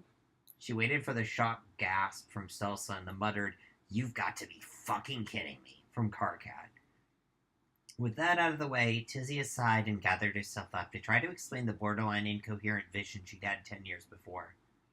Right after we got here, before we lost all our Vautier powers, I saw something. Before Karkat could interrupt to tell her that he already knew all this, she put up a hand. This is for Stels as much as you, honey. Karkat closed his mouth and settled back in his chair, scowling a little bit. I didn't say anything to either of you because, honestly, it barely made any sense at the time. And you'd both been through so much already. What was I supposed to say? I had a vision of a glittering tower with rotten roots and of black vines crawling all up around the base of it, but I'd seen meteors crashing down on a city I didn't even know existed yet. She sighed again. It was so hard to take the essence of her visions and distill them down. It was hard to even explain why she was so sure that what any of it had meant. I guess the specifics aren't that important. Even if I told you every detail of the visions, it wouldn't make sense to either of you the way it made to me. Curse of being a seer and all that. It was something she said a lot. Anytime she was right about something that Karkat disagreed with her on. But this time it was as blunt and straightforward as she ever meant it. Karkat had recovered just enough to respond by that point. Mom, it's fine. Just, what's going on? You're saying that someone's trying to get a session going here on Earth? That was it. She wasn't sure yet. All she knew was that the scrub disk had surfaced recently, and someone was interested in shuffling it around. She wasn't sure what was required to run this specific iteration of the game, if it was something that someone was just going to accidentally do or not. But she did know that once it appeared, the clock had already started to tick. She also knew that someone had wanted the disk just as badly as she did. Daria helped me track it down. Well, her and Kanaya. On Daria? And Kanaya too? His face fell. Why didn't they say anything to me? Tizius saw Stelsa reach over to put a hand on Karkat's wrist, making her let your mother talk, dear, face. And in that moment, Tizius was once again reminded of why she loved her mate Sprit so much. Because I asked them not to. I wanted them to keep this away from you. She could see the look of hurt in his eyes. Maybe it hadn't been the right decision not to tell him, but there was so much else he had to worry about. He was helping the Empress build a better world, or rather, he was helping make sure that Fefre kept her promises to everyone else. Maybe when the world possibly ends in 2029, only 4 people will be left on Earth. Anna and Jonaya will be 2 of the 4 people left on Earth. Don't know who the other 2 people would be, though. Okay, we would need a time player. Yeah. And so, because we got space player right here and light player right here, we need a time player and then someone else. My sister's a time player. She's a witch of time, I think. She got time on the extended So Zodiac. Damaro's class picture, right? Yeah. Tizius bowed her head. I'm sorry, Karkat. I really am. This was something we wanted to keep quiet. Because we had the resources to keep an eye on things. Between what I'd seen when we got here and Kanaya and Uncle Tagora's firm. Blah. My mouth is getting all slow. She saw recognition flare up in his eyes. This is why you even took the job that Fefre offered you, isn't it? Tizius nodded solemnly, and Karkat gave her a wry smile. Of course. That always felt strange to me. Makes a lot of fucking sense now. Zizi. This time it was Stelsa who cut in. She was looking at Tizius with a look of pleading in her eyes. What happened today? Please stop talking around it. No appreciation for good storytelling here? Tizius saw the look in Stelsa's eyes and stopped. Sorry, still trying to process this myself. She took a deep breath and let it out slowly, closing her eyes and counting to 3 before opening them again. Daria found evidence that the scrub disk had been found and been shipped up to the city. So I checked in with your Uncle Tagora, and he confirmed that his contacts could verify it. Little shop in Midtown. I figured I'd head over there and see what was going on. Might have been just another dead-end rumor, after all. But it wasn't, Karkat asked, his voice surprisingly quiet. Tizia shook her head. No, it wasn't. The woman running the shop was weird. She kept trying to talk circles around me. I don't remember much of what she was saying, but she definitely knew more than she let on. Zizi, is this where you finally tell us about the grenades? Stelsa's voice was shaking with worry, and Tizius reached out under the table to put a hand on her leg. A simple act of comfort, but she saw the change in Stelsa's face almost immediately. Yeah, I had just finally gotten this woman to verify that the disc was in her inventory when someone tossed a concussion grenade, knocking me flat on my ass. Tizius gave a short, hollow laugh. Right before I passed out, I saw a bunch of folks wearing IRB uniforms coming in. The IRB? Stelsa exclaimed, her eyebrows shooting up. Zizi, what's happening? Yeah, Mom, Karkat interrupted. This is all feeling kind of fucked up. Are you saying your own people attacked you? Tizius wasn't going to lie and say that thought hadn't occurred to her, but it felt all wrong, even at the time. No, but I think whoever did this wanted me to think that. But if it was someone inside the IRB, it would be much easier to intercept me at some other point. I don't know how they figured out I was going to be at the cure's shop, but I don't know. We found Polipa Gozi knocked out in the back hallway, too. Polipa? Karkat couldn't keep the shock out of his voice. Tizius could hear how close he was to utter disbelief. Your old revolution buddy? Yeah. So, what the fuck, Mom? Well, I'm going to go into the office tomorrow morning, and I'm going to ask her what's going on. That, and talk to your uncle and Kanaya to see if there's something we all missed. Tizius shrugged. I don't have much to go on. I want to help, Karkat said flatly. I didn't want this to be something you have to do alone. Tizius wasn't going to try to talk around this one. You want to help? Go back to Feferi and keep an eye on her. See who's around her, and if anyone starts acting differently than before, she trusts you, but also, I don't need her knowing about this yet. It looked for a minute like Karkat was about to protest, to tell her that he was old enough to make his own decisions, and he was going to help her how he wanted to. But the look died on his face, and he nodded quietly. Yeah, okay, I can do that. And on that note, I think it's time for your other mom and I to turn in for the night. Stelsa said. That was Stelsa. Stelsa. And on that note, I think it's time for your other mom and I to turn in for the night. Stelsa said, standing up abruptly. Karkat frowned. It's like 8 o'clock, Mom. Karkat was just on the other side of the door with their goodbyes said when Stelsa broke down and started sobbing. Hopefully you guys will also be able to encounter 12 beautiful trolls at some point. Hopefully they'll be of great assistance to you for. Well, I mean, I guess if we got the light and the space, we need a time and a breath if we want this to be actual homes. Do we know any breath players? No. I don't know anyone who is a breath player. And is Jan a breath player? Maybe. I don't remember. Know. I think she might be. Are you just saying that because she voices Egbert all the time? Yeah. I don't remember what her class spec is. Cece, why is this all happening again? Tizius put a hand on her shoulder, but she wasn't sure what to say. Probably because she couldn't even answer the question herself. We almost lost each other before. After what happened with Daria and that stupid cloak, and I'm so sorry, Zizi. It's okay. Tizius leaned in and pulled her mate sprint into her arms. It ended up okay in the end, right? Stelsa nodded, even if okay wasn't necessarily the way that either of them would have put it. Yeah, I guess.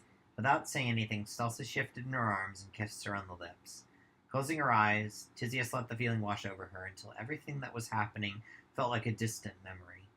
She'd have a lot to do in the morning, but there was nothing she could do in this one singular moment except exist. Might as well enjoy it while it lasts. Alright, that... The next chapter is where the Polipa and Chixie stuff starts. Oh, yeah. So you guys better come back next time more for backstory the and yeah. Okay. So yeah, thank you all so much for watching. Thanks for hanging out with us. It's always a fucking blast being able to see the stream chat be super active. And I'm really glad you guys keep coming back for more fanfiction. I hope you're all liking The Antecedent. This one is a much less known fic. Yeah, because it was released after 2 years the peak after of the Progeny started, right. and before the Progeny finished. Mm-hmm.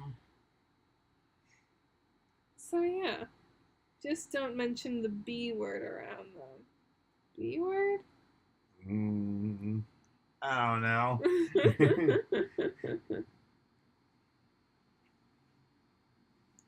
But yeah, thank you all so much for watching. You should all keep an eye on my channel this Monday because it's uploaded Monday. I'm going to be doing a song cover for the first. Yeah.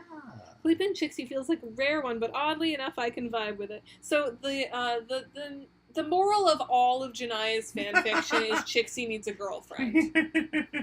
We got Yeah, Chixie and exactly. Elward from Abattoir. We got Palitha and Chixie from Antecedent Lineage. And we've Yeah. also got Chixie and Elward again for Friendson 2. Oh, Bucket. Yeah. Oh, yeah, of course. God. Okay, so I know we were talking earlier about like what it would have been like to live in the peak of Homestuck, but I gotta say, I'm very glad that I was not into Homestuck and also like, you know, a cosplayer / con goer at the time where throwing buckets at people was normal. I saw a TikTok that was the story of the person who got a concussion Oh, from Jesus. the bucket. Like, you know, there's the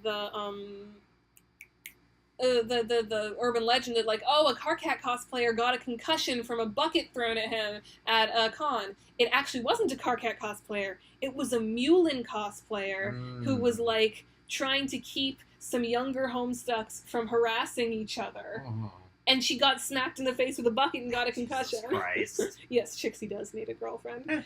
So yeah, I'm glad I get to live in the fandom at a time where that's just like a joke of the distant past, Yeah. and no nobody kidding. throws buckets at each other or spits in buckets. Oh God, I know you've all seen that video of That's so all the fucking kids gross. spitting. I hate spit. I hate spit so much. If I was a kid at that con, I would have just fucking vomited right there. Aw, thank you too. I hope you all have a really lovely and safe day too. Yeah, so yeah, you should all keep an eye on my channel. I'm going to be doing a cover this week, so I know my covers don't usually get a lot of views, so you guys should help me out and give me some views for the cover. And yeah, I think that's all. Is there anything you want to? Oh, keep an eye on Studio June. Yeah, watch. Stuff. Volume 7's coming out soon. Volume 7 trailer is dropping next Friday, the 14th, and I'm real excited about it because we're doing something real fun with it, and I'm looking forward to seeing folks' reactions. To Oh, the I trailer. can't fucking wait till people see the trailer. So yeah, we're excited about that. Other than that, no, I don't really have anything to promote. I've just been recovering from surgery. Yeah. Yeah, well, thank you all so much for watching, and we will see you all next time. Bye.